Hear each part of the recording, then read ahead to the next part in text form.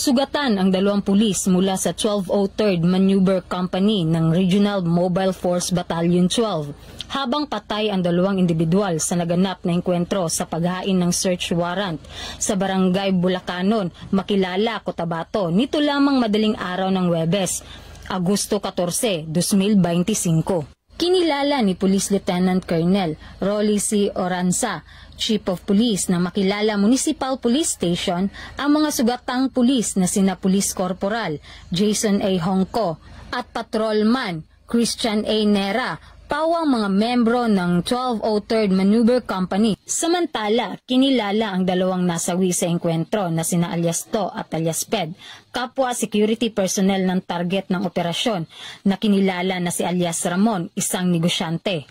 Ayon kay Police Lieutenant Colonel Oranza, sinalakay ng pinagsanib puwersa ng Makilala Municipal Police Station, Cotabato Police Provincial Office, 1st at 2nd Provincial Mobile Force Company at 1203rd Maneuver Company ang compound ni Ramon sa bisa ng search warrant para sa paglabag sa Republic Act 10591 o Comprehensive Firearms and Ammunition Regulation Act. Na-recover sa pinangyarihan ng insidente ang iba't ibang matataas na kalibre ng armas, bala at pampasabog.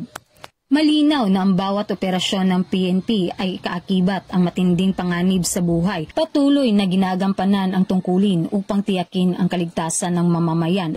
Mula dito sa Police Regional Office 12, ako po ang inyong PNN Correspondent, Patrolwoman Brailyn Jean Cabunilas, alagad ng batas, taga-taguyod ng Balitang Pulis.